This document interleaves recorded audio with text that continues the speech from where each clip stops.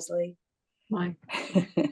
We have quorum with David, Margot, and Briggs and myself. And because you don't know us, Leslie, we'll go around. I'm Mary Lou, and I'm chairperson of the board.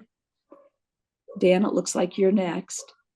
Hi, Dan Burzek, Planning and Development Services Planning Administrator. Elaine? Elaine Hill, a former member of the board, associate member, I guess is what I am. Pat Treacle, Old Fort Lowell Neighborhood Association. Great. David, you want to go? Sure. Hi, Dave Peets, current member of the board. Nice to meet everybody. Thank you for having me here. And then Margot. Hi. And Margot's in Texas. Briggs is, I think, downtown. Hi, I'm Briggs Klinko. I'm on the board. And That was then Dan Dan. Hill is in Hawaii, but a nominee to the board. He's just waiting for the commission to appoint him. I just So- emailed a few days ago again, so hopefully soon. Yeah. Great. Thanks for the update. I'd like to, we do need to go ahead and the last minutes were Elaine's explanations and some updates to the design review guidelines, that review.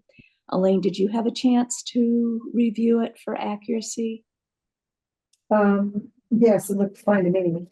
Okay, so I looked at it, I thought it looked fine, but I needed somebody with that expert eye to look at it as well.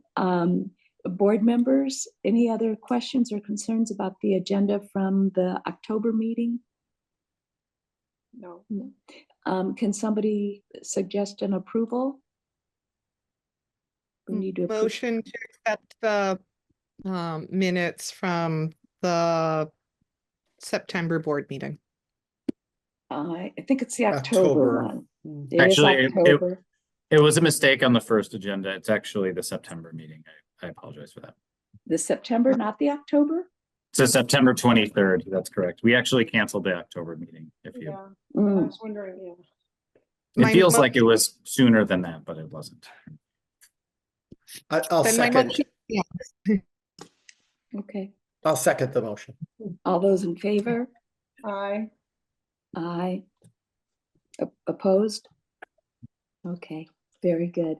And then to go ahead and move ahead, because we have, Leslie, we have a very short presentation on the road changes in Fort Lowell that, and the people that have been participating in that, some of them have been, need to leave early. So I'd like to go ahead and move that agenda item up. Please don't leave us. Yours is important as well. So Pat, or Elaine, do you want to go ahead on the road changes in the historic district? Well, I just would say that Elaine and I have been working on a committee of neighbors. Talk loud. Can you hear me okay, everyone? Yes. Okay, I'll try to speak loud. So Elaine and I and some others in the neighborhood in particular have been working, Linda Anderson and Greg Dalder, and neighbors and friends who are concerned about the traffic on Fort Lowell, the very excessive speeding and people almost pushing you off the road. And then we have trails where people walk. It's very unsafe between Swan and Craycroft. And for years, well before I was on the board, many of the people I just mentioned and others probably sitting there, probably Margot and Mary Lou and et cetera, have been trying to get the traffic mitigated, enhancements that would make life easier for all and safe for all, basically safer. At the same time, the transportation department has approved some work to be done on Fort Lowell that'll start in February. So Elaine can address this well. She's been with us on the committee representing the neighborhood association as well as the historic zones. So we're trying to make sure that we're all very much working together for that common cause. So Elaine, do you want to Yeah, and I actually brought the whole plan and all the specs, but you guys aren't here to see them, but they're very pretty like this. I'll be happy to show them to you. Okay, This actually started many years ago. And started with requests for humps, speed humps. I think Barry Spicer started it. And then over the last 2 years, we've been working with the city on a traffic enhancement program for the whole reach of the road. At the same time, there was a bond, or not a bond, but a tax election called 411, where they're going to resurface all the local roads in town. So Fort Lowell was not on there because they said Fort Lowell was a connector, but it's actually a local road. And then once they accepted it being a local road, we started to work with them on where we could put enhancements that would slow traffic. And that's the intent, is to slow traffic and to reduce cut through traffic. At the same time, the city and county's been working on the bond for the commissary. So, and that's part of the park. So they didn't address the park. They didn't address the commissary enhancement. And it's also, this is all supposed to happen starting within the next 6 weeks, I think. To do road resurfacing for the whole reach of the road and the whole neighborhood and a lot of Ward 2 actually. And to build these enhancements at the same time. So how this affects the historic zone is there will be a raised crosswalk starting, if you think from east to west, a raised crosswalk in front of the commissary or just east of the commissary. There is already an island in front of the Post Trader store. There's going to be a raised hump pretty much at 53, I think it is, which is Farino's property. There's also going to be, there's an existing hump raised crosswalk at 5309. And that's in the historic zone. There is going to be a pedestrian crosswalk in front of the San Pedro Chapel. We'd also proposed another island there as like a safety island for people crossing between Palm and San Pedro here, but they didn't have enough room. They don't have enough room to do that. So now they're looking at where to put some other enhancement, like another hump maybe. And the hump will probably be in front of 5259, which is the old schoolhouse. Okay. So that's the impact on the historic zone. I know that Mary Lou, you'd commented that in the past, the road improvements have always stopped at Beverly. yes. Because we didn't want the road widened. Yes. And so do you want to just talk about that for a second? Well, I wanted to make sure that all board members were aware of the influence of that road itself, and that because some of us may no longer be on the board at some point, and recognize that when they do come down the road to make those improvements, the surface is real important. If you notice the difference between Fort Lowell Road and Glen, Glen has a different surface than Fort Lowell, and that's always been important in the historic district. The lines, while there are, yellow lines and white line markers, there's really no other marker along the road to indicate, in the historic district especially, to indicate the width of the lanes and things like that. And again, my concern was that everybody be aware that we are concerned about that surfacing. And I think at one point they actually stopped a certain surface. Yeah, in my memory, we stopped a certain surface that didn't then come east of Beverly, because they had put it on the west side of Fort Lowell. And but this sounds like it's going to be the same, and it's similar to what we already have, so there's no problem with it. But my concern was that people just know that it is in our purview to consider that road. David, yeah. Yeah, I'm just, Thanks, Mary Lou, for that. Could you, so we're talking about two different types of road surfaces, is that right?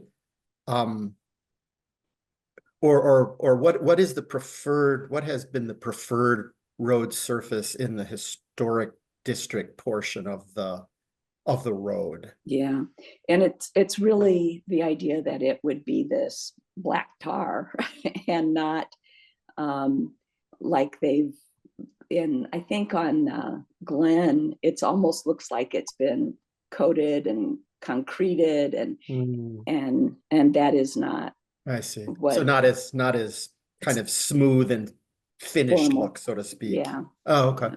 Yeah. Okay, thanks. Does that meet your recollection, Elaine?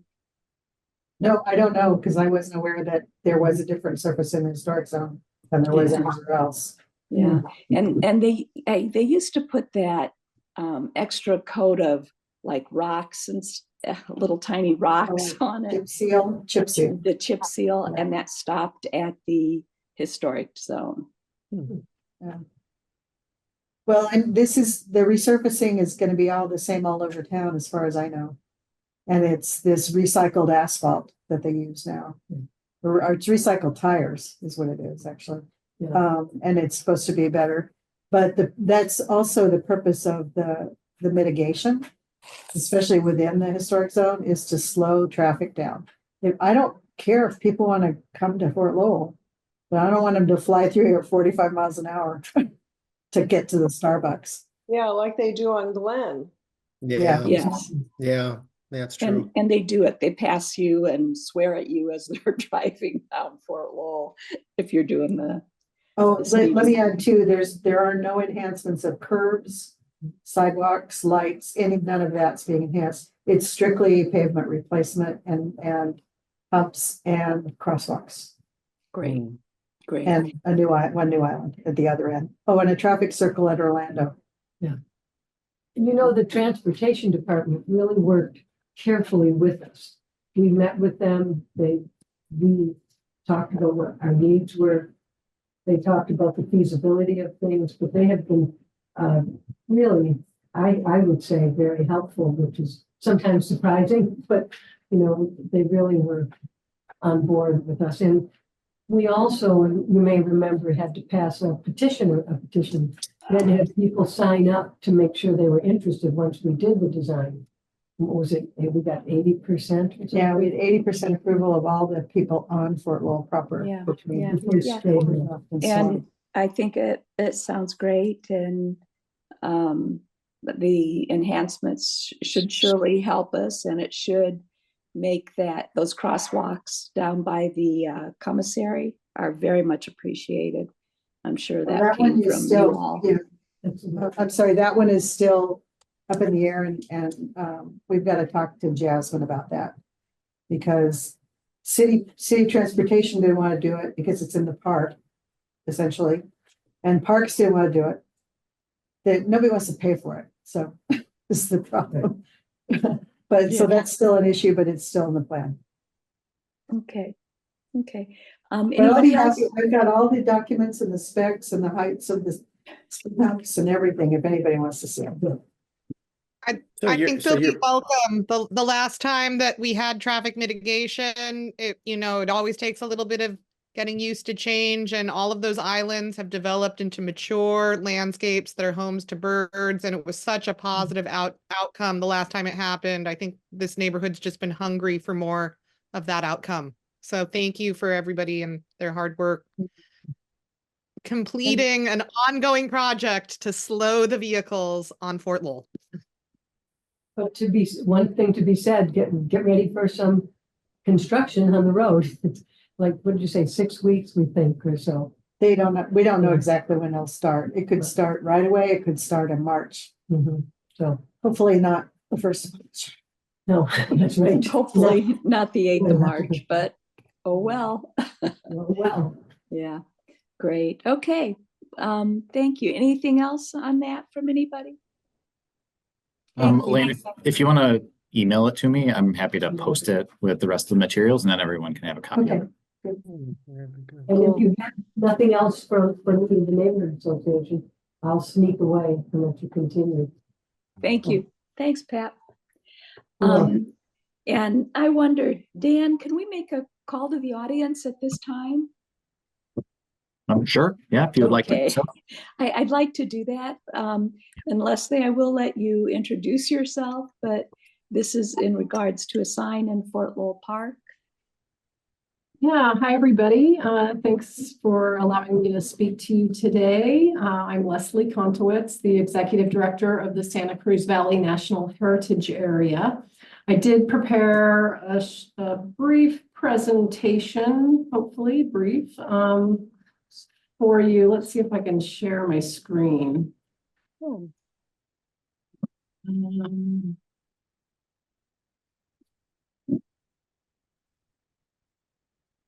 that working? All right. Yeah, Awesome. great.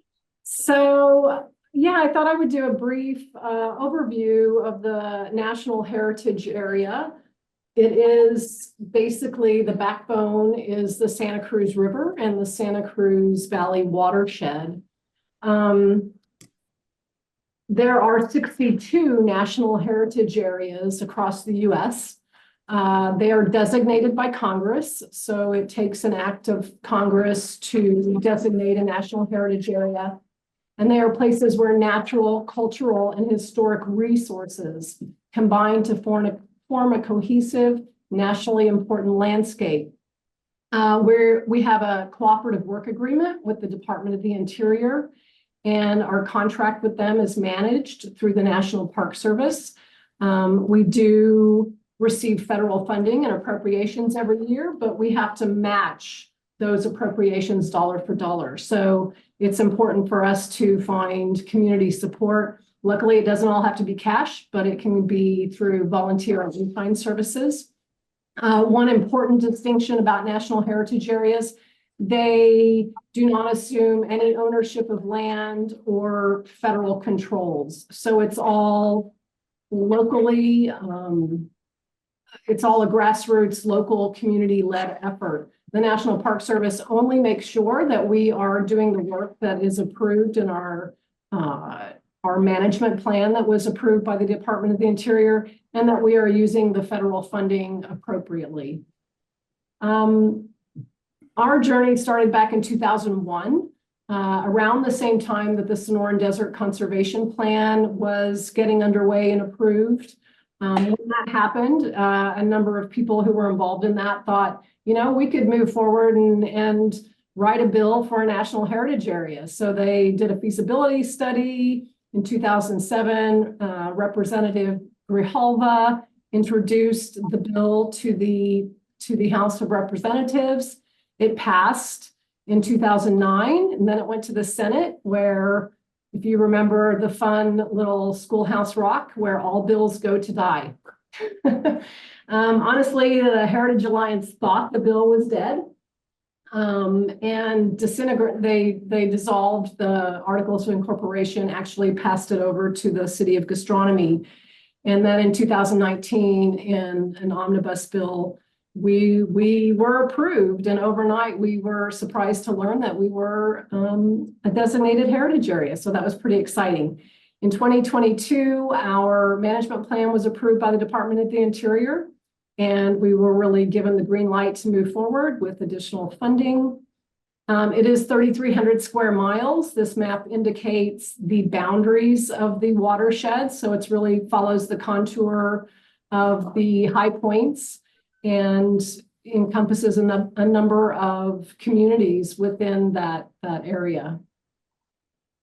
Our mission is to connect people to the historic and cultural foundations and the living landscape of the Santa Cruz Valley, and to actively work toward its long-term stewardship. So for me, you know, the two words in that mission is connect and steward. And I really believe that when people connect with other people or with things, you know, our resources, they begin to care. And when you begin to care, that's when you begin to steward and take care. So that's what we try to do every day. So one of the things that, you know, a proposal that I brought forward to Jasmine and the Pima County Conservation Lands and Resources was to install a sign at Fort Lowell Park. It's a 48 by 36 inch outdoor interpretive sign.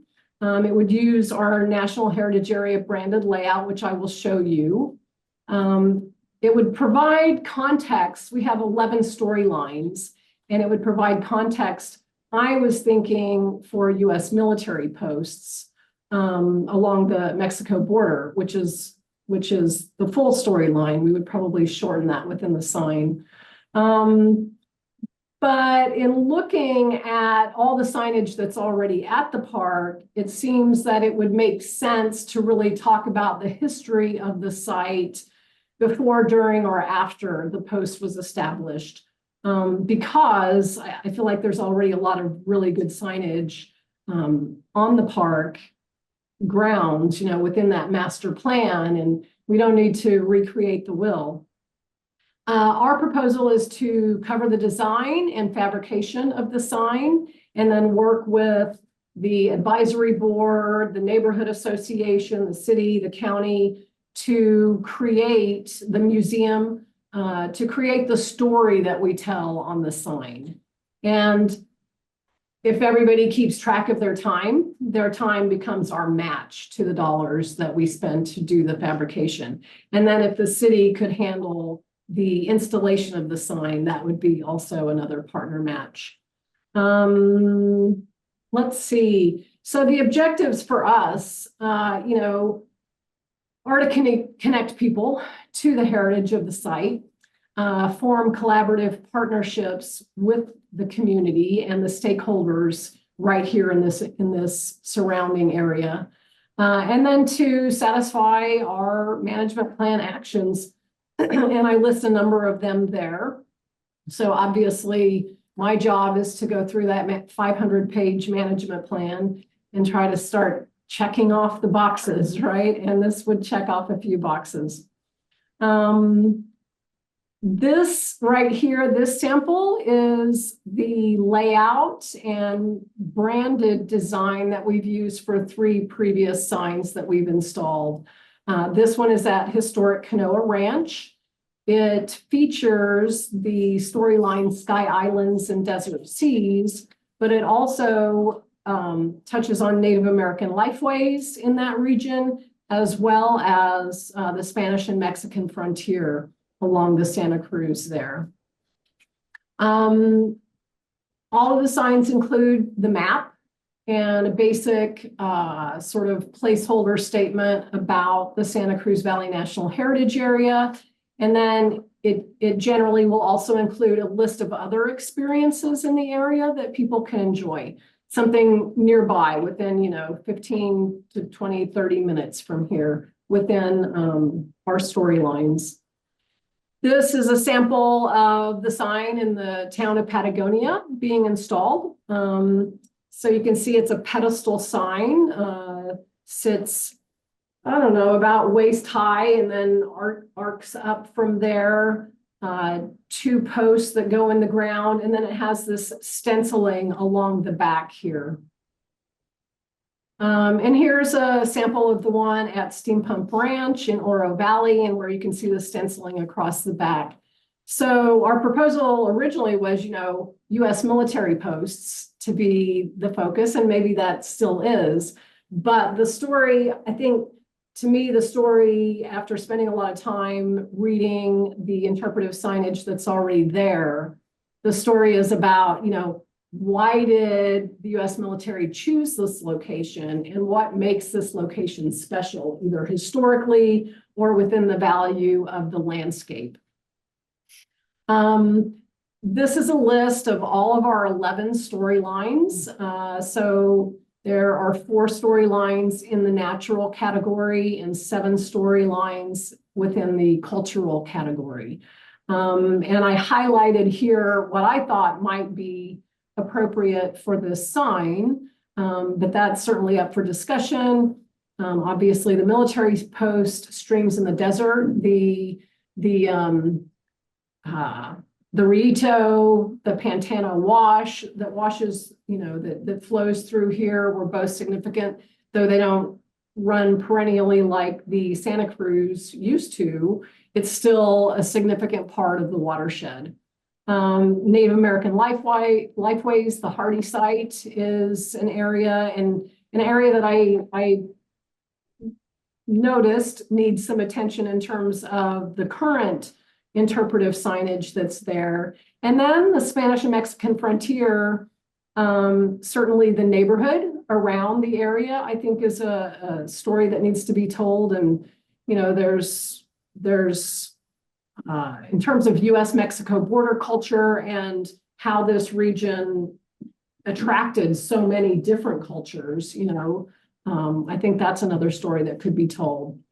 So that's my presentation. Yeah, and open to discussion and, you know, finding out what your needs are and how we might, you know, put together a nice story that's not already being told there. Just a quick question, I don't know, it's not meant to be political either, but is your funding intact continuing into this administration? We assume Is it so. Our contract is a 15-year contract, and the contract is up to $10 million over that 15 years. So right now we are at a $500,000 level. The good thing though about the funding that I would use for this sign is that it's coming off my task agreement from last year. Okay. So our task agreement usually covers a 3-year period before we have to use up that money. So I know I have the money, you know, you know, we still have to go through appropriations, and who knows when the federal government will actually have a budget approved. You know, their fiscal year started October 1st, and we just had one continuing resolution passed. So, you know, I'm hoping that we'll continue to get the same level of funding that we've come to expect, but, you know, I'm also not 100% certain. But I do have this money already sort of. It's not in the bank. Yeah. Our contract is a reimbursement contract, so we have to spend the money and match the money before we can access the federal funding. But it's sitting in account waiting for what we refer to as drawdown. Just Well, thank you. Yeah. I've been around and really interesting. of course, yeah, I'm happy to answer any questions like that. It's a very good question. When I first heard about this project, I know that Leslie had met with, I think, Amy about the museum and putting something up by the museum. And my question or my concern at that moment was the information that would be, as Leslie brought up, information about the Hardy site and the old people, the early natives that lived like the Hohokam on this site. And I wondered if that wasn't something that we wanted to emphasize. And really it could go onto the park on the Atkins property, because there's not good interpretation of the Hardy site and the kind of the archaic components right there on the corner. So that was my first thought when I first heard this, and I'm sure hoping we can have a discussion about what other things people are also, this board is concerned about getting notice for. And maybe it is, the best is the military, you know, the military, you know, the Indian Wars and the military sites, military posts. What other military posts do you have? We haven't installed a sign at any other military post, so this will be our 4th. Well, actually, this will probably be our 5th sign. Our 4th one will be in Nogales, right there at Caron Park as you cross the Morley Gate. And that'll be our US-Mexico border culture storyline. You know, we're not limited to doing multiple signs on the same storyline because there's a lot of sites that support the various storylines, but I'm just trying to get one done in each storyline in different places. So, and I thought, you know, when I think of military posts and history, my first thought, you know, living here since the early 90s is Fort Lowell Park. But then when I, you know, really went out there to do a site visit, and I got there about an hour early and really walked through and spent some time with the signage, I was like, oh boy, this story is being told already really well. So one idea that was thrown out at that first initial meeting, which was with Jasmine and Anne, who oversees the park, I think. Is it Anne? Anne Marie. Yeah. And Amy at the museum was maybe even like a master, you know, if we went with the military post theme throughout, maybe kind of a master layout of, you know, a walking tour that somebody could make throughout the footprint of the park and the neighborhood, and, you know, something like that could sort of like lead the way. Or, you know, certainly I noticed the Hardy site, the signage there was very difficult to read. So, yeah, That's not even a major part of like most of the discovery of the Hohokam presence is done across on this side of Crickham, where they found 13 pit houses. So that one that's over there is interpreted, but is interpreted in the 80s, I think, or the 70s, maybe. yeah, So it's in bad shape. I think it needs work. yeah, It needs to be reestablished, or like Mary was said, to maybe establish a new presence in what we call the Atkins parcel on this side of Crickham. okay, so Because that's it is confusing. yeah, Yeah. Because it's all that, but as you said, the main story is why were any of them here? It was because of the water. right, exactly. It was because of confluence, and then even the ranching presence before and after the fort too was really interesting. There were dairy farms Yeah, along the Pantano and the Rito. I've been reading Scott O'Mack's Little Yeah. River Yeah. study that he put together. So it is very enlightening. Yeah, it's a broad story, and that's kind of why it's hard to interpret or pick one topic. Right. So, but if you don't have other military posts, it's also an important military post. And a lot of people come because of the military post. Right. And there's not much left of the fort, truly.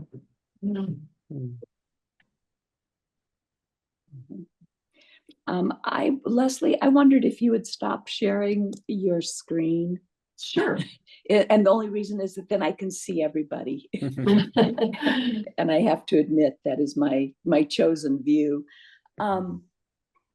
Yeah, and so given that, I think that Leslie, you had kind of talked about placement in the park and how that influences how maybe what goes on the sign. I think that's where we're discussing, and you know, we all think it's all important. And so I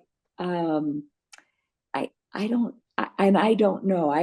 I'm so personally disappointed that we don't recognize so much information about the Hardy site and like Elaine said, the number of pit houses and the importance. You know, when they put that hot crossing in just a few years ago, they found complete pottery as where they dug, and I mean it's really a significant area for that as well. So any other thoughts? I mean, we can go with the military post, of course, because that's important. But yeah, David, Yeah, I had I think Mary Lou, you started off by commenting on you know, that your sense that at the time that the Hohokam, you know, legacy came to mind very quickly. I had the same kind of response. And when we were, Leslie, when you showed the slide of what perhaps is preliminary kinds of themes that might be touched on, I mean, that desert agriculture, I guess, came to mind relative to the Hohokam presence. So, and anyway, that's just sort of an initial thought that I had. But I, you know, I do think that, you know, the military post as perhaps an overarching theme probably is appropriate. And so, right, then it's a question of what can you kind of get into, you know, sort of pack into, so to speak, that larger rubric here. But I like the idea, as Elaine mentioned, that this is this area became a locus, you know, because of its water resources, and certainly Hohokam agriculture was a reflection of that, to be sure, that legacy. So anyway, I love the idea. Where it should go, I'll leave that to better interpreters than I. But I thank you. I think this is really neat. Thank you. Yeah, Briggs, you're muted. Yeah. Oh, yes, I also think this is an exciting project. I think having more interpretive signs supports that history appreciation environment, and kind of looking at the kind of narratives that are getting highlighted and thinking about the current park, because I did recently a couple of times come up back through the pit house where all of the brass ones are up. I didn't read all of them. They did seem a little old.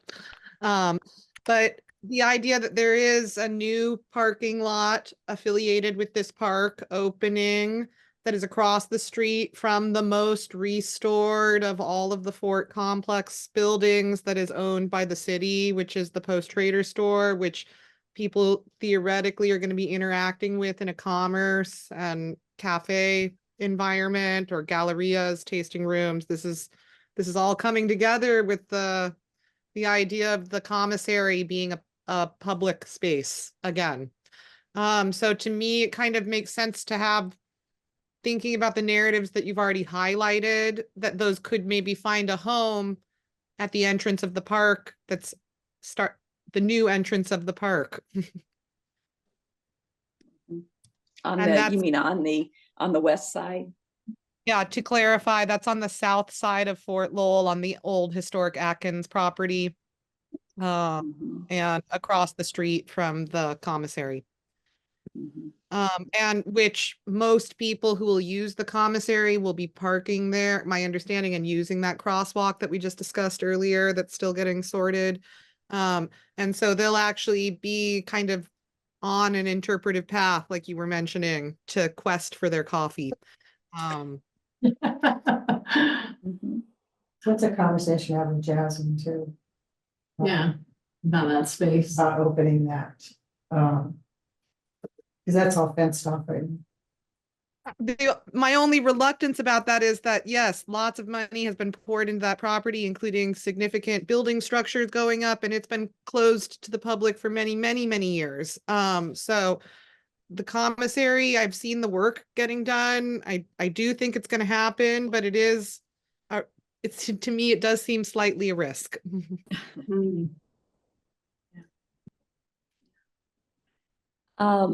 As far as topic goes, are you, I think for me, this discussion on topics is really important. And then based on the topic, it would tell us kind of where the sign goes.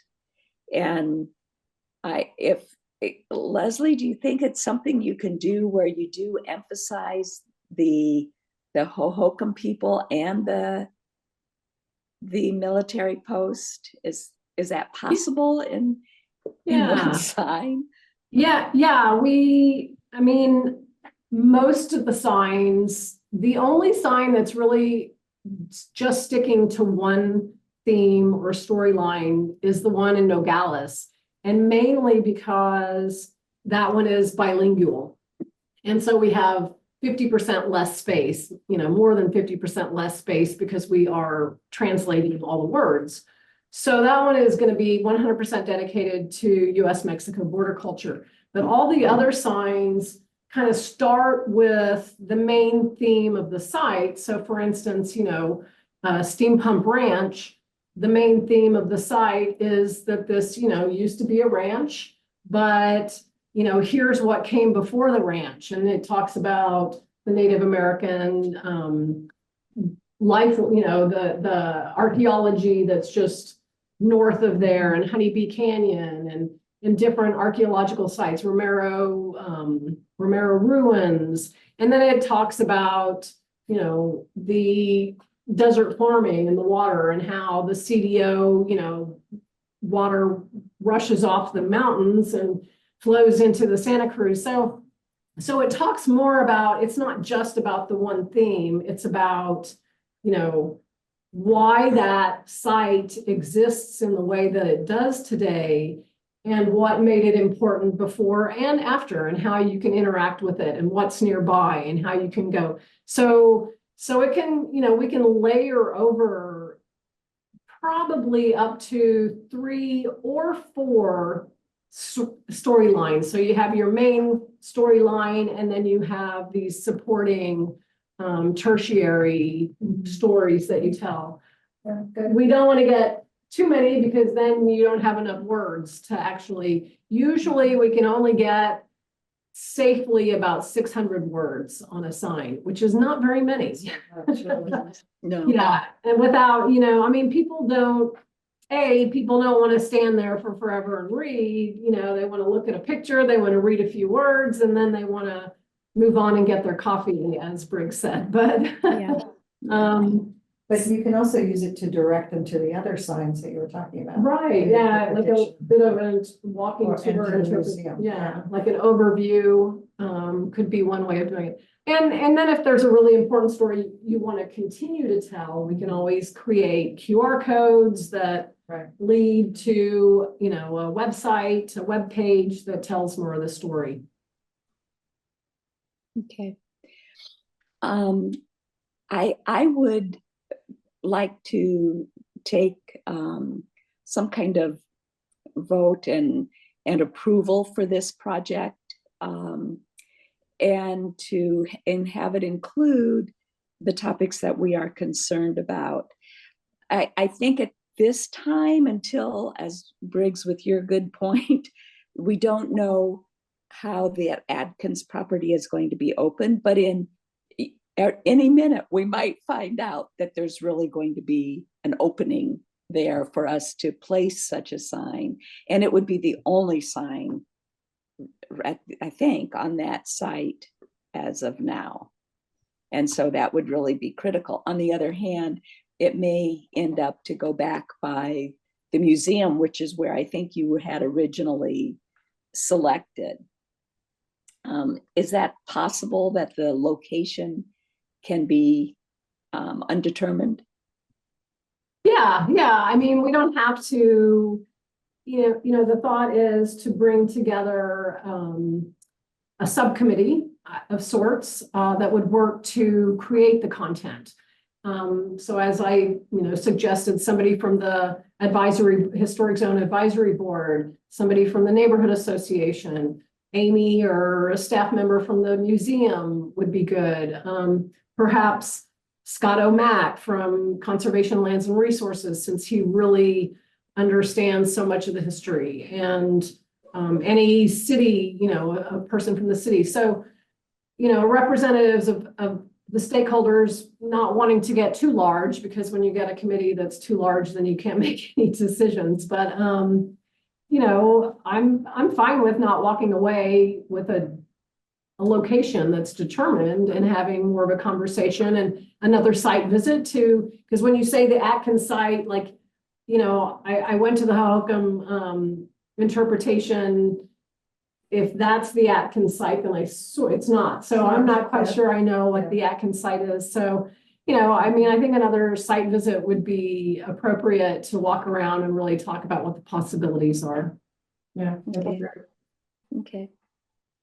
Can somebody make a motion on this? David, you're muted. Oh, sorry. I'm actually kind of responding to the I certainly would be, I'd like to take part in a kind of visit around there. It'd be helpful for me to join in on that. It'd be really interesting too. So I wasn't volunteering to make a motion, but, I guess I can try. So yeah, maybe I'm not the best one to. So I guess is that my sense is that, you know, that like to make a motion that generally that supports the idea of interpretive signage in the park with additional consideration given to the themes that Leslie pointed out, as well as perhaps some attention to Hohokam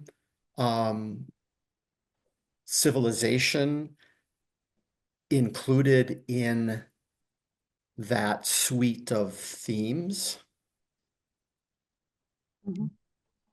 I I don't have a know if, question. yeah. Are we actually even approving something, or are we just having a preliminary conversation on the way to the thing that this board actually does approve, which is structural changes to the historic zone? So when it's time for this sign to get installed after going through its subcommittee process, where the subcommittee is going to propose a final location that's flowing with its text. To me, this is like a pre-sub meeting. We're getting some insights and that we need to group up around. Do we need a newsletter or how we need to recruit for the subcommittee? But we're not actually installing a sign today or making agreements as a board. Well, Well, I I think mean- that our agreement is that we are interested in the sign being produced, yeah, because I think it's an awful lot of work to do this. And I mean, yeah. I didn't know about this heritage organization and wasn't sure what they were. And so I wasn't going to say, yeah, let's go ahead and get a committee started, because that implies approval. And so I do feel a need to garner some approval that we Yeah. can move forward on this. Yeah, no, I think I mean, I think it's important that we, however, whether it's through a motion or formal or informal, I think it's an important statement for us to make that we support this. And we'd like to see it, you know, develop perhaps, or at least that there be some additional considerations made as Leslie and her group and everybody involved goes forward with this. Mhm. Okay, thank you for that clarity. I appreciate that. Yeah, and thanks for your question, always. I still So, think we need, so whether or not we need a motion, I guess is a formal motion. I guess that's. Dan, do you have a feel for that? Motion versus no motion? Call to the audience. It's a call to the audience. So, I mean, I think you can, we can document this in the minutes and say that, you know, board was supportive of this and was supportive of the idea of moving forward with these considerations. We can just document it for you and it'll go into the minutes and then you'll approve the minutes at the next meeting. And that should probably take care of it. Okay. Is there, But is everyone is everyone considering approval for this project? I guess then that would be the question. Is there any discussion or reason not to move forward on it? No, No, just that we'd like them to go through the regular process as the install is creeping towards us. But thank you so much. This is an awesome heritage project. We're glad that our neighborhood's getting to be included and that more enriching history interpretation is going to be available. And yeah, thank you. What so awesome and very thoughtful work and consideration with what's already existing in the park. And I think you're also looking for the board to ask for a volunteer to work on it. Yeah, no, that would be Yeah. good. Is there someone who, come on, David, you stepped up. Sure. There we go. To work on. And I will ask the Neighborhood Association, Okay, if they have someone who's. There's a meeting next week about, okay. our board meeting. And I'll reach out and see if my brother has any interest in participating. Awesome. Cool. Great. Leslie, thank you. Thank you for, you've had to put together a little bit more, and I really appreciate it that you came and did this, and I'm sorry I didn't get to meet you face to face. Yeah, well, I'm sure we'll meet eventually, Mary Lou, and thank you all again. I appreciate it. Thank you. Okay. Up here or down below? I'm just right up here. Okay. Yeah. Good start. All right. Good night. Okay. Okay. Very good. We have one more topic, and that's the design review guidelines. And I'll give it to you. I'll give it to Mary. Thank you. Thank That's all you. I'm wrong. You're right. So, And an update on the guidelines and technical standards update. Elaine, are you going to do that? I will. Great.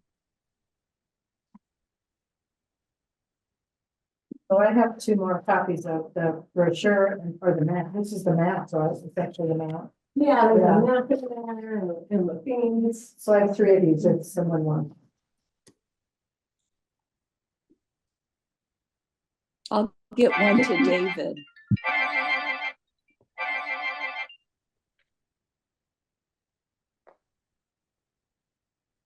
I think the best approach, given the time, it's almost 6:30, to talk about the design guidelines is to let Dan, because you sent me an update, you sent us an update on the most recent comments. Yes, So let's talk just for a second about process.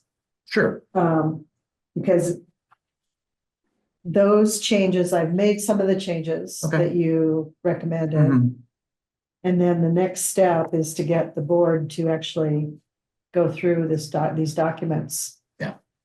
And approve. Yes, and then you would make that recommendation. And ultimately, I believe the changes are in the technical standards. So there is a process for making changes within the technical standards once Yeah. we get that approval. Yeah. And the process, so the next step is to take it to Plans Review Subcommittee, Yes. right? Or the, Mhm. to something Historical Commission. Yeah. So I'd really like to get some fire under this project and just get it done.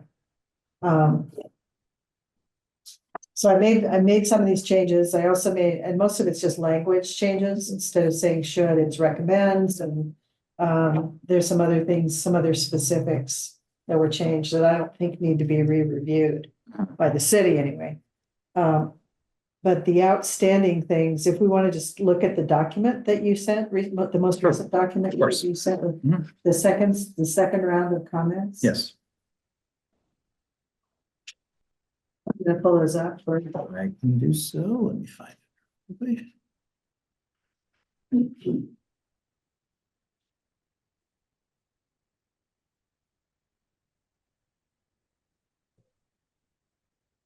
I printed these and now they're like microscopic. Well, I did the same thing. I'm like, I can barely read this. Yeah. I can find my Zoom. Okay. I'm used to working on multiple screens, so when I'm working on one, it makes it a little challenging, but I think I got it here. Okay, of Thank you. course. I'm trying to zoom in a little more too. That'd be great. I know. This will at least get the full kind of lines here. So so the first one comment that we had made was related to pools. I know that actually there wasn't a comment from your group on that one, but we did want to clarify that. Yeah, we had it originally and then we took it out. Yeah, and so we had some internal discussions on that and just kind of talked through it. And I think there were kind of,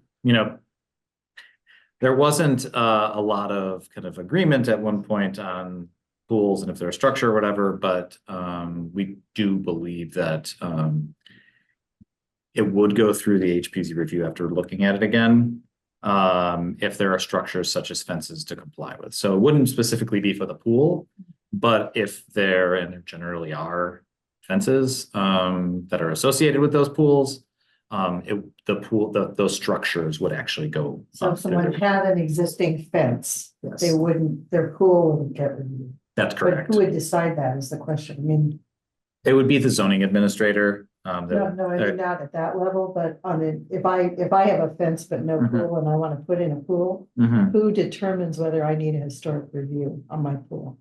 You would come in and it would go through the HPO. We'd look at it and see whether or not there were changes being made to the fence or structures or things of that sort. Yeah. Okay, so what I wanted to do in that section in applicability was just Mhm. add pools and pool fences, but that doesn't seem to cover it. I think we may want to do pool fences. Just pool fences? Yeah. Are we still not understanding pools as below grade structures up at the city office? Is that what's, I'm so confused about the definition of structure coming into play with pool. Yeah, so again, this is kind of how it's being seen, is that it's not an actual structure because it's not above ground. But a lot of times there are structures such as fences that are above ground related to that, and those are the ones that end up getting reviewed for. And surely something like a pool pump would be considered a structure, so perhaps we should call out pool pump installation to bring pools, pool pumps, pool fences, those are Could also structures. do structures related to pools or something of that sort, maybe, Pool fences Just so that it or drives the associated with. conversation. associated. Yeah. What was your comment, Elaine? I didn't hear it. Oh, I just said, so I'm writing this into the guidelines as pool fences and structures associated with pool. In applicability, which is section 3. Mhm. Okay, so what I would do is kind of go through these items, and then if we can get together again, and I think it might need a special meeting, just to, because, you know, these guidelines are now at 14 pages, I think. Wow. Yeah. And just really, everybody just sit with a copy or a computer and read through the whole thing and agree on all the changes we made. Because I don't know that anybody has been keeping track of what we've been changing. David's saying, nope, he hasn't. No, Sorry. no, and Elaine, when you're making this change, where are you putting it? Are you putting it under that section that says verbiage from DG section? Are you putting it from the COT response? What's your, that's all City of Tucson? We're putting it back into the text of the document. Right, and am I seeing where it will go on this document that's being shown to me? No, aside from that first column that says applicability, Okay, that's the section that goes into. Yeah, it's like, it would be page 3, I believe, of draft. I'm looking at draft 3, but I'm not sure. There may be Yeah. another. No, Okay. okay, Will you highlight or identify the changes in a different colored font or not? Yes. Yeah, I am. Okay. You don't have that. You don't have version. No, but- Well, let's talk through these and then I can show you exactly what it looks Yeah. like. Would that be okay? Sounds good. Okay, let's Yeah. go. Okay. Try to find response 2 somewhere. Oops.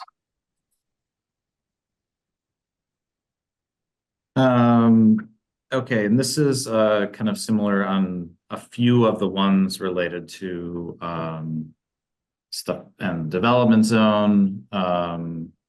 So this one we had talked previously about it not being consistent with the Unified Development Code, or UDC. So it's one of those things to where if you were to modify the development zone, we would suggest the applicant request a formal determination from that. And then one of the things that we were thinking might be helpful is that we would have a courtesy review with the board to recommend on any request to modify the development zone for it. So here, are you talking, when you say applicant, are you talking about the applicant for a permit? Or are you talking about? the applicants who are coming in Yeah. for the review. Right, okay. Mhm. But they would not ordinarily even determine the development zone, right? Mhm. Or it could, well, the development zone is determined by the Unified Development Code. So we'd have to, in order to make a change to it, you can request a modification to it. And then it would be a situation to where the board could potentially request a modification to it as well. But again, that would have to go to our zoning administrator determination, and there would be a courtesy review in order to do so. So it could be either the applicant or it could potentially be the board. Okay. So if we get a case where the applicant has determined the development zone includes the entire district, right? Mhm. And we disagree with that determination, then we would then we would request that it go to the zoning examiner. Zoning administrator, Zoning yeah, administrator. for a determination from. And you could provide comments to them related to it. Okay. But part of the issue here was the definition of street versus road, private road versus driveway, all of those kinds of things. Is there any reason we shouldn't go to the zoning administrator now and ask for determination about whether these particular roads are considered roads? I think Private that's worthwhile. I think that would be a good thing to do, would be to get the determination on that. So you at least know, so it's clear moving forward. Right. Yeah, so I think that is a very good idea. And how long does that take? I think it's like a 15-day process or so. I can I can share the process on how to do that. So to the board would have to make a recommendation to do that, Yes. right? So once we do this review, this ultimate review, if we still can't agree on the wording about development zones and, watersheds and roads and all those things, because I think the definitions are not clear. Definition in the code is not clear. Yeah. When it says public or private road, and something is a private easement, Mhm. and we say that's a road, and the city says that's a driveway, Yeah. right? Even though it's got 10 houses on it. Right, Yeah. so, No, I think that's something that, again, that clarity can, because it really ultimately comes down to the determination from the zoning administrator. It's something that we can request from them to make sure that it's clear moving forward. go ahead, Briggs, do some. No, that's fine. Thank you, Elaine.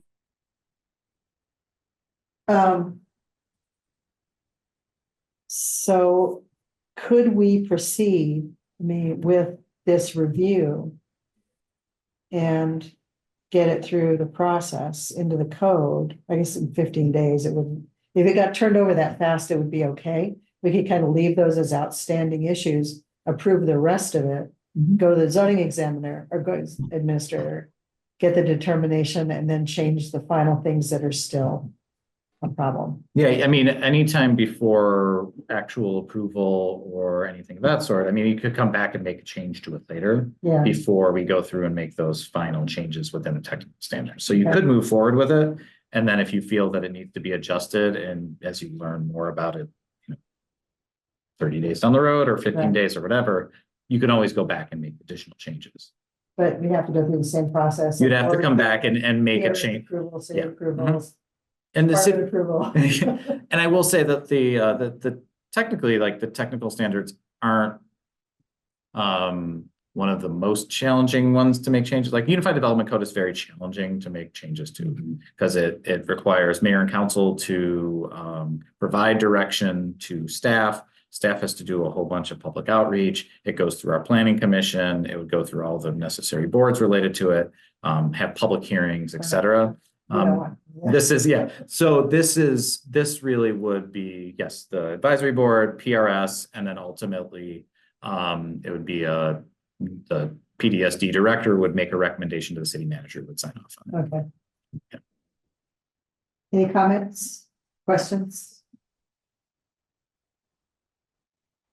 Do we need to make a motion to get that determination once and for all? And or if they're not gonna make a determination that's in favor of a reasonable interpretation of the Unified Development Code with its intent for these zones, continue the conversation with them about waterways or whatever, but do we need to make a motion to keep that conversation going forward around the determination?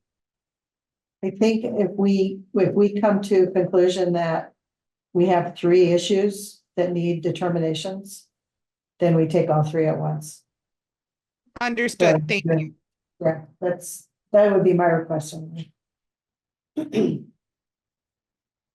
And I will say this, there's also the potential, let's say you have your design guidelines and there are conflicts with the Unified Development Code, you could approve the design guidelines, and then you could go to mayor and council and request potential changes to the Unified Development Code. They would have to take that up and tell us to do so. Yeah. But that would be where maybe it is. Pass everyone. Maybe, well, and maybe it would be Yeah. something to where you're like, well, this doesn't make sense, Yeah. or we believe this doesn't make sense. And then mayor, and let them know, and then mayor and council would say, well, staff, on your next cleanup or code cleanup, clarify, private right of way versus, or private easement, et cetera, Right. that type of thing. Okay. So you can do most of this, and then the stuff that conflicts with the Unified Development Code, you may need, those may be If we can't addressed find a otherwise, if you way can't find a way. around with Yeah. language. Mhm. Yeah. Okay. And then the next one. is types of improvements. Yes, types of improvements. So this is the one where concrete sidewalks and curbs are disallowed in Fort Lowell HPZ. So just related to this is a process that the code, it really follows Department of Transportation and Mobility. So we basically deferred to them. We suggest changing it to recommend discourage the use of concrete sidewalks and curbs in consultation with Department of Transportation and Mobility. Essentially, it's really their purview, not Unified Development Code, not Okay. us. So that's kind of what So we're I thinking. changed that to say should be constructed without raised curbs or concrete sidewalks in consultation with Department of Transportation and Mobility. I think that's okay. Because we have a lot of shoulds, but Mhm. you know. We don't have a lot of busts. Mhm. Just kidding. Well, guidelines are generally guidelines, not necessarily Right. regulatory. That So, was what I was. yeah. thinking. Mhm. Okay. Next one was the types of improvements. So I think what it said is garages, should be detached from primary building. Garage doors must not be seen from the public right of way. Garage doors should reflect the type, style of property. And then we suggest changing to garages are encouraged to be detached and located in the rear. Yeah, okay. That's fine.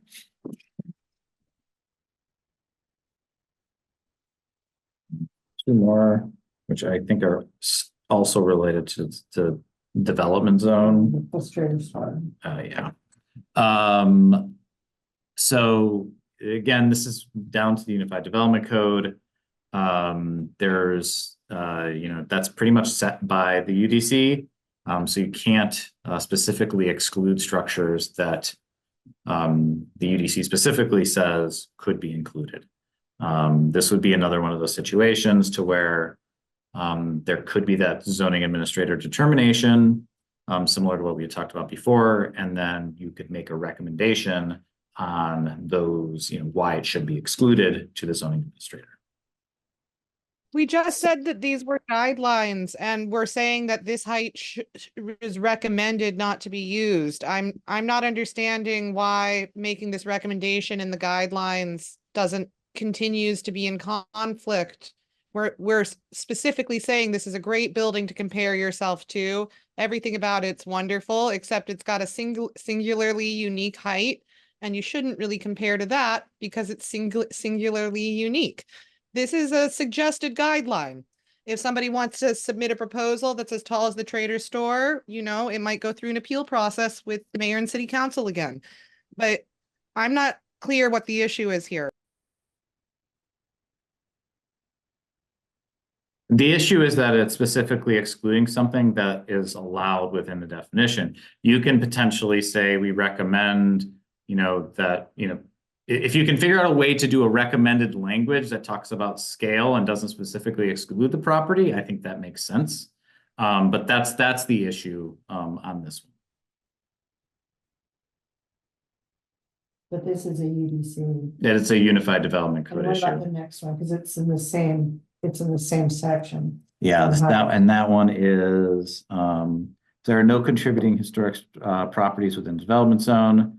The height of the building or structure on a parcel within Fort Lowell Historic Preservation Zone is not to exceed 14 feet at the highest point. Again, so this is another one to where because the height is determined by the development zone, according to the Unified Development Code, you can't limit it to just 14 feet. It's actually based off of the development zone. Actually, it's based off of the typical height. That's what the Unified Development Code says. And typical height is not the highest building. A typical height would be more like an average or a median or a mean, but certainly it is not the tallest. Tallest is distinguished by being the tallest. It's not typical. Okay, so again, I think when you come down to it, explaining how to interpret that is different versus saying it can't exceed 14 feet. That's regulatory, and again, it conflicts with the Unified Development Code related to how we determine height. You could talk about what is appropriate contextually based on the buildings around it. But to specifically say it may not exceed 14 feet at its highest point is in conflict with the Unified Development Code. So again, I think it really comes down to how you word it. But again, if the UDC is pretty specific on how height is determined. So the old language was adopted from the old language that was stricken said north of Fort Lowell, 1 story is permitted not to exceed 16. South of Fort Lowell, 1 story is permitted not to exceed 14. So that was out of compliance, is what you're saying. Yeah, actually. From the UDC. Yeah. And then even the annexation in the buffer zone, it says 1 story 16, but that's by ordinance. Now it does, so by ordinance, Yeah. or the buffer zone or something of that sort. So that's something that would supersede both the design UDC. guidelines and the UDC. So if it's more restrictive, which it is, they would have to still adhere to that. And you can put in there that it must adhere to that and reference it, which I think is actually really good because it provides that clarity that they need. Okay. So we need to find a way to say that height and proportion has to comply within the development zone context, right? And not be exceptional, really, right? But it should be reflective of the typical height in the development zone. That typical language came directly from the city. Right, and that's there. That's in the new guidelines. It says 1 story is permitted. No design will be accepted that's taller than the typical height of the new development zone. And it also says Fort Lowell can support applicants by providing a list of contributing historic property heights to help determine the typical height for design review. So it's just this explicit 14 foot. That's a problem. Because, the typical height in El Callejon is like 10 feet. Yeah. Right. Nobody's gonna like that. So can we say it's recommended that the typical height be considered as the maximum height of new building? That might be a little. That's what it says. Yeah, is that what it says? It says no design will be accepted that's taller than the typical height. Yeah, typical. See, I think by saying typical height and maximum height, to me, it could be kind of confusing. But I think you should say that building height should be, may not Typical. exceed or based on the typical height. So it should be based on the typical height, which I think that's what Briggs is saying as well. Well, it just occurs to me that the city does frequently believe that buildings should be built to the tallest height of their development zones. And so that's a different conversation with the city though, that they want to approve buildings as tall as the tallest buildings instead of the typical height, but that's an up river issue. Okay. Okay, I That think was that's it. That all was we it. have. Yeah. Mhm. So the other things that I changed, Okay, do you have maybe, I don't have. oh, you it. don't have that, okay. And then it's really just a few things besides that. I'm gonna stop sharing so we can, there we go. I just have a couple more questions. Mhm. In the last set of comments. Yeah. Steps for review, this is going back to process, Yeah, not the application process. There was a comment that we should put in the specific steps for review for either a major or minor review. okay, And, what I did with this section was I did it kind of generically. Okay. I said, you submit a main application, right? Mhm. You submit a historic zone review application. You, PDSD schedules the review, PDSD schedules the plans review. Decision by the director, applicant completes the permit process, right? Yeah. Mhm. So I just want to understand if the city is specifically giving an applicant direction about how to do this. Yeah, I don't think it needs to be in the design guidelines. Yeah. But somebody disagreed with me. Well, or I didn't disagree with me. That was just the comment from the last review. From our meeting, Elaine? Yeah, it was in the minutes too, I think, about what are the specific steps for a minor review? What are the specific steps Yeah. for a courtesy review? I mean, to me, it feels like that's like supplemental information that is provided from the city. Right, this is given out to applicants, even before they come into us, so they understand kind of what the process is in front of them. Is that the same process that's online? Yeah. Because it's not clear. Every time somebody has a project. Yeah. We get a call that says, what do I have to do? Yeah, and that is potentially an issue. I mean, it is. No, it sounds like it's an issue as far as us having clear policy documents and clear guidelines for people. But I tend to agree with you and maybe not everyone. But I'm not sure if it needs to be in the design guidelines for that. So it probably should be something that we look at as a city as far as how we can clarify that better. Yeah, because we've had cases in the last few months where someone wanted to do a courtesy review, told to do a minor review, decided what didn't need a minor review, needed a courtesy review. And it didn't even make it through the process. The guy gave up. Yeah. I think, yeah, in that case, from what it seemed like is a lot of people reached out to him. We weren't able to hear back from him, but it may have been because the process was convoluted and they didn't understand. So, and you know what I wonder on things, I wonder if in one of our meetings, we should actually go through the city process, pretending like we have a minor review that may in the end be a courtesy review or something like that, just to see how the process does work for an applicant. I think that's a great idea. More fully understand from start to finish.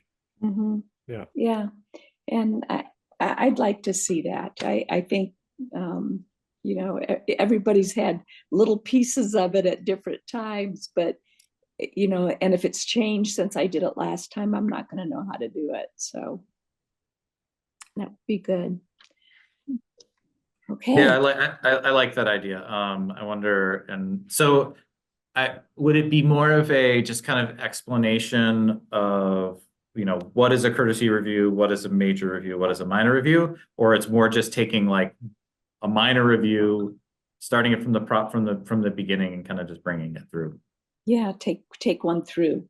Take Okay. one through and see how you go through and at what, yeah, I mean, there must be junctions, this is what you have, this, then you go to this screen. Well, what screen is that? What does that screen look like? I'd like to see that. Are people also interested in the explanation of minor review versus courtesy review versus a full review? Do we want to review that document as well? Probably would be a good idea to do that. Yeah, we probably need to do both of them. Yeah. Okay. I think Maybe if that's we on you, develop- Dan Bursick. Yeah, Maybe we well- develop something, Yeah. just talk through it. I mean, we could put something on our neighborhood website or something that's an informal Yeah. how-to, Mm-hmm. and then refer people or send them that document when they ask. Yeah. I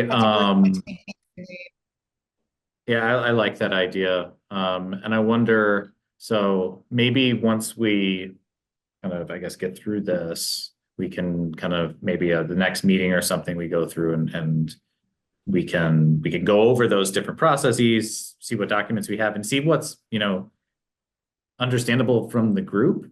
Because if you guys don't understand the difference between those or how the process works, I mean, I don't know how we expect applicants to do so. And we can, well, and most people aren't, right? So I think that's, it's really important to understand kind of, I mean, it's one thing for a city employee to look at and who's been processing these for years. It's a completely different thing for someone who's just trying to make some improvements to their house. Yeah. Yeah, Briggs. Kind of on this note, I seem to remember us discussing maybe kind of having like a standing agenda item available to neighbors who want to come chat with this board, like a standing call to the audience for anybody who's at the very beginning of their process. This is before a pre-sub, before submitting to the city, that they could come and chat with this board and get some insights at the onset of their design process. They would in fact have a city administrator available to them in the meeting to get some clarity on processes and encourage that dialogue to be opening more productively before the applicant gets turned into all of the cul-de-sacs and challenges presented getting through the city's process, when the whole goal of this board is to be facilitating dialogue to get to good design outcomes, not having this be a secondary chore that you have to accomplish on your goal to completing your development project. So I wanted to just revisit that because it does kind of seem connected to this bigger topic of, am I getting a minor or a major? Do I not even need a review? I agree with that. Yeah, I think and I'm not sure what the conversation was previously on this and what you may have talked to Jody about. But I think there is probably a difference between like the courtesy review where you have plans and then those conversations where someone's just thinking of doing something and they want to get an initial kind of idea about how the board might see that. And I think you do have to be careful about giving advice to someone early on in the process and then just kind of making sure that they know that it's just advisory, like pretty like early on advisory, to where that may change as their design changes. So we just need to be clear that they know that. But I mean, the earlier in the process for any of this stuff, I really do think the better. But I think you're right. I think maybe it's called the audience, but we just need to let people know that they can come and do that. Okay, so it's already exists in our daily agendas, but to have that pre-sub meeting in which you're haven't hired, you're still vetting architects. This should be the time that you are coming to the board and making sure you're on the right page before spending money and before this becomes an afterthought and annoyance to your design process, but more of a collaboration and a support, because we're all really actually working towards the good outcomes here, but the process is kind of challenging that outcome. as it has for several design projects since I've been on the board. And I think it seems to me that a lot of the reason is that people are arriving at the table long after they have hatched concrete outcome plans for themselves because they never had a chance to dialogue, make sure that they understood where to find these guidelines, the plant list, and all the other resources that you may need to be an owner and steward of a property in the historic district.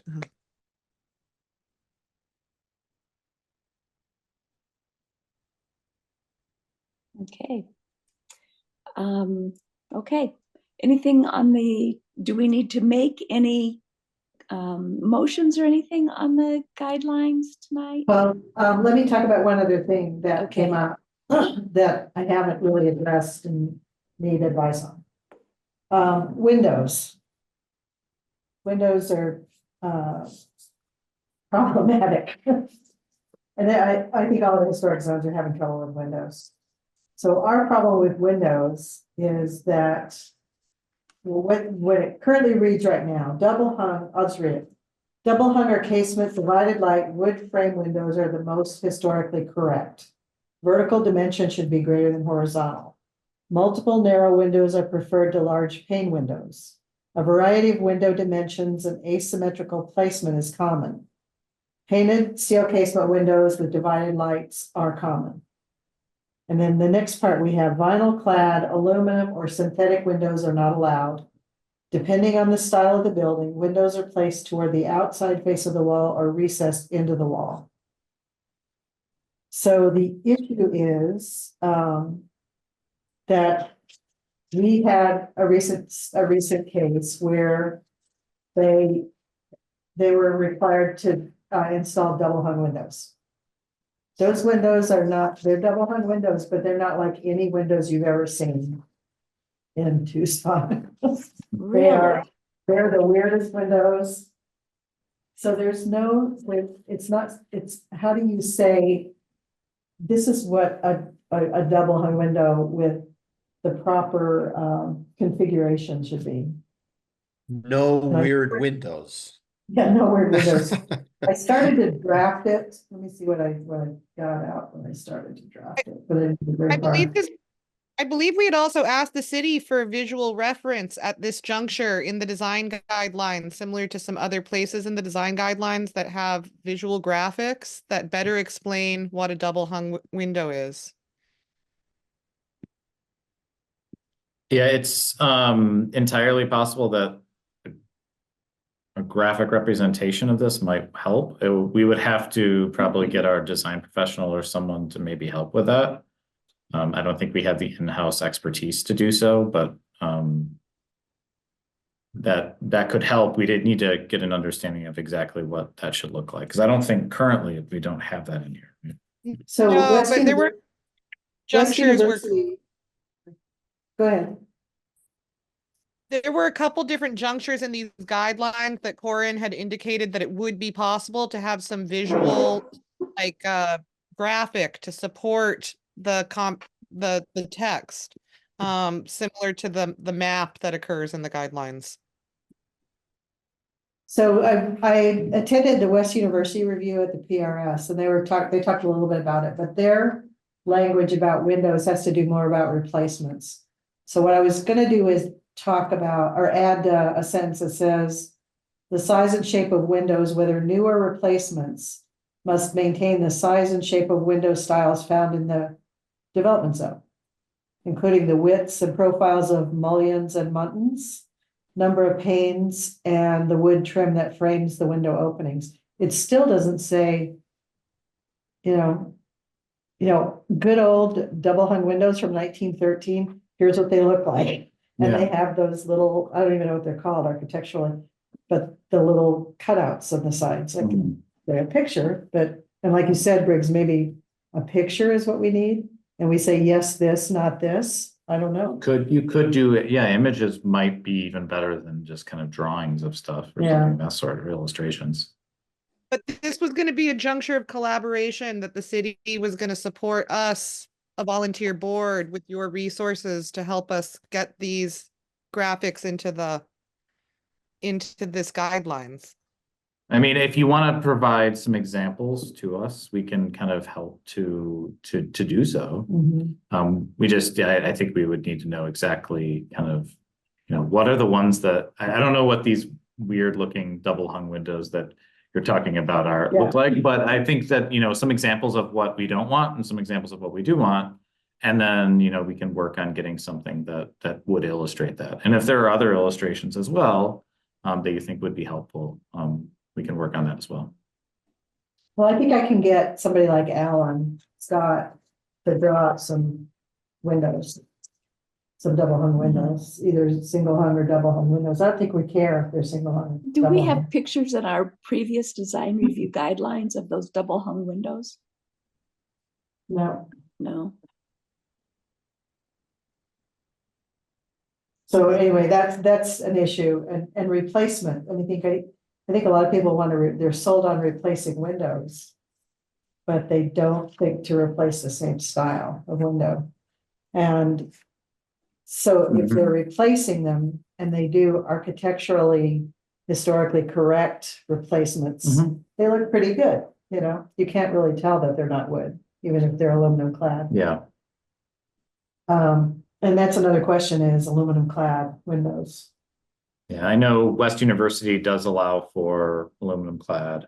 That was a conversation they had probably, I think it must have been 7 or 8 years ago, where they were seeing quite a few people request them. But again, they still need to be like for like. It needs to be the same thing that you're replacing it with. And there are some decent ones that are out there, but there's also a lot of bad ones. So again, it would have to be one of those things where they would come in and show you the model number and what they're taking and what they're putting in.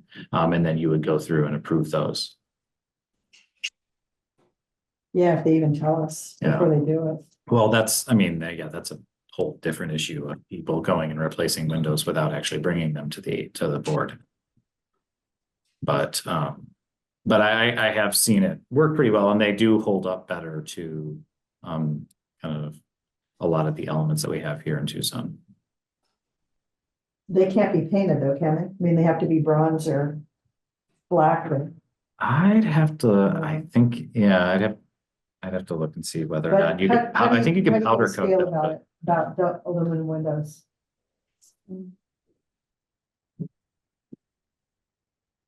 I feel like we would need an expert to update this kind of language. I'm concerned that updating the window language would come in conflict with the Secretary of the Interior standards, renovation and preservation. To me, it's just been so illuminated that the fenestrations are of the utmost importance.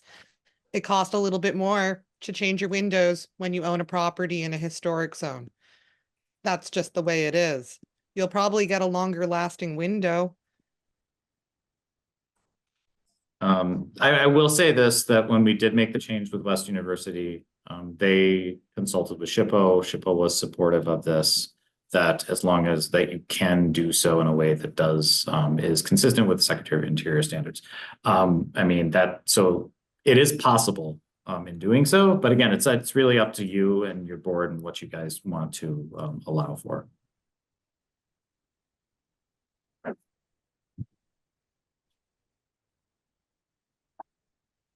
Any other comments? So that's all I have as far as changes.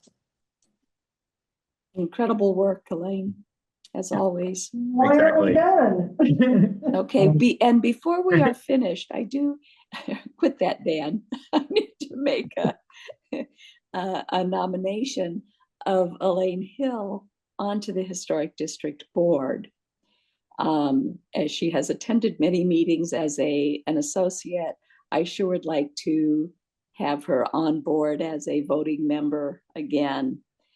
And Dan Bursick, do I need to do anything besides make that nomination? Did it have to be on the agenda before I can do